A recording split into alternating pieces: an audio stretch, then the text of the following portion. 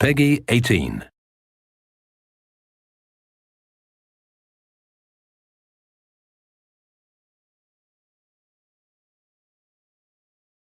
Hello everybody and welcome. My name is Derek Neal. I'm the executive producer here at Maximum Games, and I'm excited today to be able to bring you this sneak peek into our upcoming action-adventure title, Extinction. What you're about to see is a small slice of one level, and this is a very early pre-alpha build, so please expect some things to change between this and the final version. With that said, let's get started. Extinction takes place in a lush, vibrant fantasy world, full of painterly textures and bright, rich colors. But this world has come under siege by an organized army of massive otherworldly invaders known as the Ravenii, who have begun systematically eradicating humanity off the face of the planet. You play as Avil, one of the last of the Sentinels, a legendary group of warriors with the skills and tools necessary in order to take down these massive foes. The gameplay in Extinction emphasizes high-speed traversal around the environment.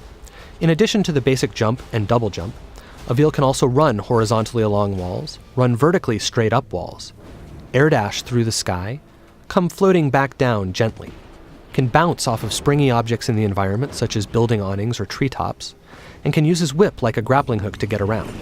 When he does this, time slows down, giving him time to plan his next move and make split-second decisions. Of course, Avil's ultimate goal is to save as much of humanity as possible. He needs to protect them from the constant onslaught of the ogres and their minions. He does this by engaging them in real-time, skill-based combat.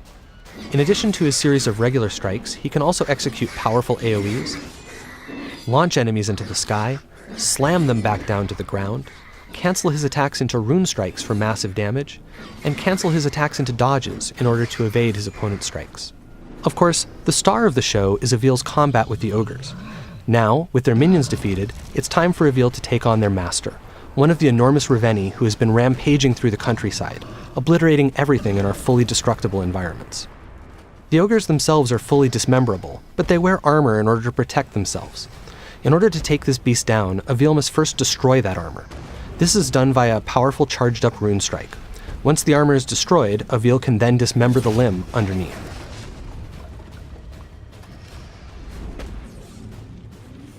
Dismembering limbs like this builds energy which Avil will need to ultimately be able to strike the finishing blow.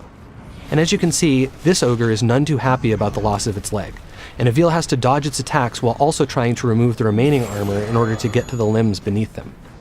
This is an extremely dangerous situation to be in because if any of these blows actually manages to hit Avil, it will be death in a single hit.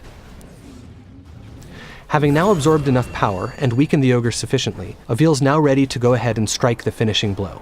Using the traversal options we showed off earlier, Avil is able to climb up the ogre's back, take out its helmet, and deliver the coup de grace.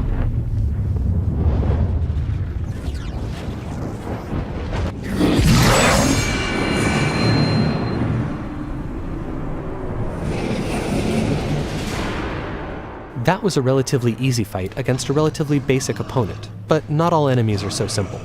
Depending on what armor, weapons, and abilities they have, each ogre presents its own unique challenges, and requires different strategies and tactics to take down. Here, we have an example of an ogre decked out in gold armor.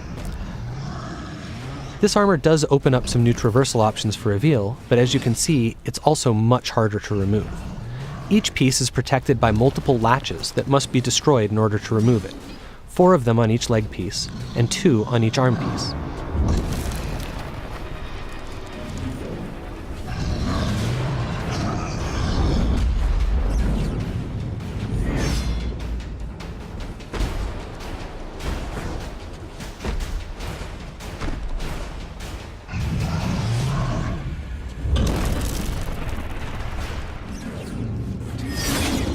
Having finally destroyed all the latches, Avil is now able to dismember the first of this ogre's legs.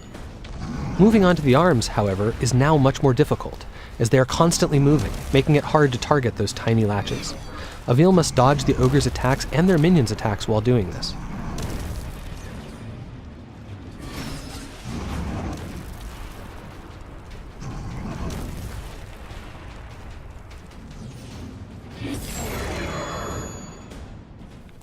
It has now taken sufficiently long to take down this ogre that its leg has regenerated, and it stood back up, but it no longer matters. Flush with energy from his last kill, Avil is ready. He climbs up the back of the ogre and is presented with one final challenge, staying up there long enough to take out its remaining armor. First, he removes the helmet, and then the collar. With these two obstacles out of the way and its neck exposed, Avil can finally go in for the kill, and so the second ogre falls.